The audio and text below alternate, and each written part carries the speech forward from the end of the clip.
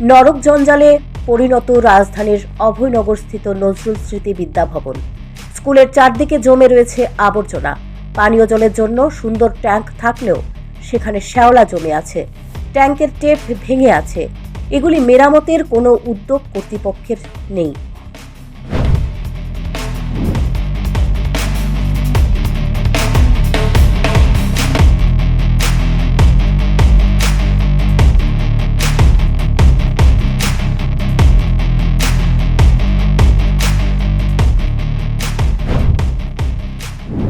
স্কুলের চারিদিকে জমে থাকা নোংরা আবর্জনার দুর্গন্ধে স্কুলের ছাত্রছাত্রীদের থাকার মতো জো নেই।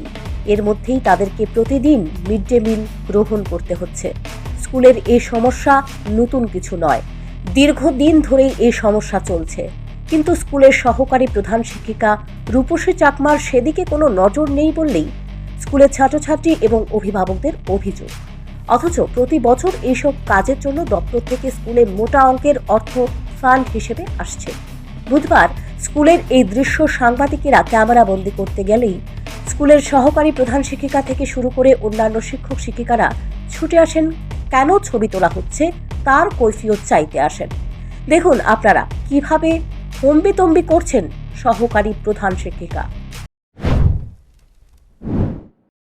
এই প্রচন্ড অব্যবস্থা, এটা নিয়ে আপনি কি করবেন? আপনি আগে বন্ধ করেন, আগে নরমালি কথা বলেন, নরমালি কথা বলেন, ওটা আগে বন্ধ করেন। না আমি বন্ধ করতাম কি লাগি? আপনি কোন না বন্ধ করেন না, আমি আগে নরমালি কথা কই আগে। ওকে বন্ধ করেন, প্লিজ কাইন্ডলি বন্ধ করেন। আপনি কোন না কি এই অবস্থায় কি? আমি এই স্কুলে তো প্রচুর অবস্থা অভিযোগ রয়েছে।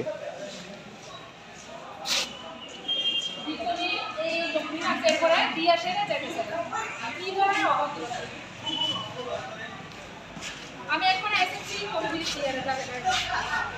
চেয়ারপারসন, আর তারা তো মানে আগে কথা না বলে ডাইরেক্ট ভিডিও।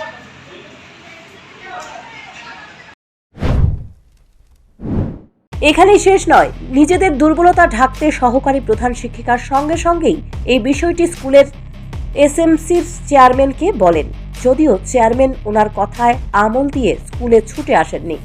এরপরেই শুরু হয় সাংবাদিকদের সঙ্গে একাংশ শিক্ষক শিক্ষিকার অভব্য আচরণ। কিন্তু যখনই এইসব ঘটনা সাংবাদিকেরা ক্যামেরাবন্দি করছিলেন তখন অনেকেই মাথা নিচু করে চলে যায়। আপনার অব্যবস্থা নিয়ে তুলিয়া নিয়ে আইতাছি। ঠিক আছে, ঠিক আছে, তারা আইছিল আমরা স্কুলে। হ্যাঁ ঠিক আছে। আর আপনার ধরনের ছবিটা তুলছিলাম আর আঙুল দেখা। আপনি ছবি তুলছেন তো, আপনি কন্টিনিউ ভিডিও করতে। না না, এটা ম্যাডামের কর্তব্য। দাদা আপনার কর্তব্য না, ম্যাডামের এটা কর্তব্য। ও আঙুল তুলে। ওটা না না, যে আপনাকে জায়গায় এটা ভুল করেন না, এটা ভুল আপনারা করেন কোন সময় আইছেন? তাইলে তো কথা কইতে এমনি কয়। সাংবাদিকের মানে বলবো মেয়ে। দেশের সরকার এবং রাজ্য সরকার সরকারি বেসরকারি সমস্ত প্রতিষ্ঠান পরিষ্কার পরিচ্ছন্ন রাখার জন্য স্বচ্ছ ভারত অভিযান করে আসছে। এর জন্য বিশেষ কর্মসূচি হাতে নেওয়া হয়েছে। এর মধ্যে রাজধানীর অভয়নগরের মতো স্থানে সরকারি স্কুলে নোংরা আবর্জনা জমে থাকবে তা ভাবতেই যেন অবাক লাগে। Bureau report, news prime Tripura.